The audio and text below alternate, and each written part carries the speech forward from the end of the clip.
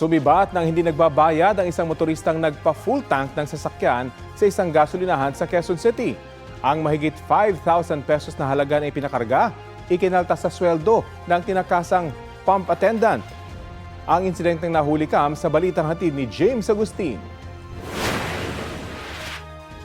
Makikita sa CCTV ang pagdating ng isang multipurpose vehicle sa gasolinahang ito sa southbound lane ng EDSA sa Quezon City. Mag-alauna na madaling araw noong linggo. Nilapitan siya ng pump attendant. Bahagyang nagbukas ng pinto ang driver. Doon na kinargahan ng diesel ang sasakyan. Nang matapos, bigla na lang umalis ang motorista. Sinubukan pa siyang pahintuin ng pump attendant at kinalampag ang bintana ng sasakyan. Sa isang kuha ng CCTV, makikita na dire-diretso sa EDSA ang motorista. Ayon sa 22 anyos sa pump attendant, nang dumating ang motorista, agad siyang tinanong kung may diesel sila. Nilapitan ko na po si customer and sabi niya po, diesel daw po, full tank. Nag-double check po ako kay customer, product badge po. Okay naman daw po, nagsenyas lang po sa akin ng okay. And ayun po, kinargahan ko na po hanggang sa magmatic na po. Sinara ko na po yung gas tank ni sir. Pagkasara ko po, bigla na lang po tumakbo si customer. Nakiangkas pa raw siya sa isang nakatambay na motorcycle taxi rider para hanapin sa EDSA ang motorista pero bigo silang makita. Umabot sa 5,196 pesos and 45 centavos na halaga ng diesel ang naikarga na hindi binayaran ng motorista. Ang masaklap ayon sa pump attendant, ibabawas ito sa kanyang sahod.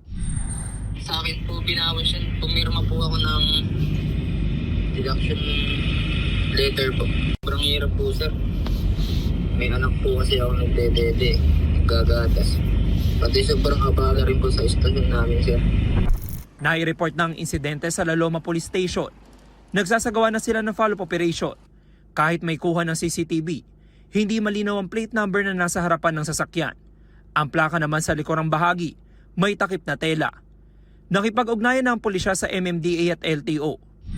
Nakapag-backtracking na rin po kami sa mga CCTV na pinanggalingan ng suspect at nag-forward tracking na rin po kami ng mga CCTV rin kung saan papunta po itong suspect.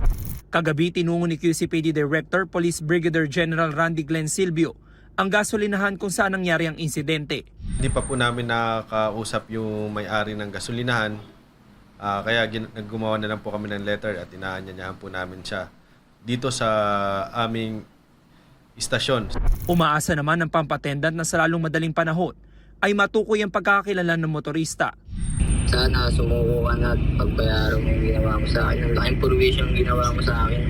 Sinusubukan pa ng GMA Integrated News na makakuha ang panig ng pamunuan ng gasolinahan.